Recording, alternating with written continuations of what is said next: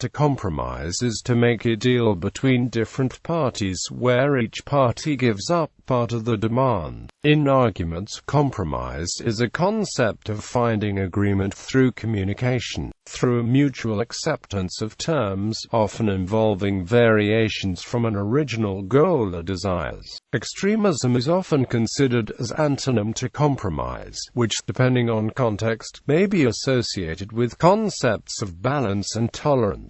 In the negative connotation, compromise may be referred to as capitulation, referring to a surrender of objectives, principles, or material, in the process of negotiating an agreement. In human relationships, compromise is frequently said to be an agreement with which no party is happy because the parties involved often feel that they either gave away too much or that they received too little. Political compromise. In international politics, the compromises most often discussed are usually regarded as nefarious deals with dictators, such as Neville Chamberlain's appeasement of Adolf Hitler. Margalit calls these rotten compromises. In democratic politics, great challenges of contemporary democracy and has become more difficult in the era of the permanent campaign, as Goodman and Thompson show. The problem of political compromise in general is an important subject in political ethics.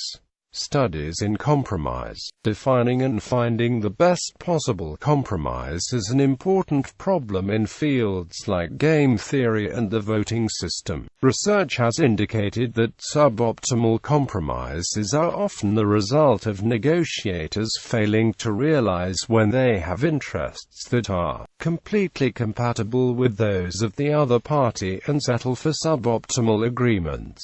Mutually better outcomes can often be found by careful investigation of both parties' interests, especially if done early in negotiations. The compromise solution of a multi-criteria decision-making. A multi-criteria decision analysis problem that is the closest to the ideal could be determined by the VIKOR method, which provides a maximum utility of the majority and a minimum individual regret of the opponent.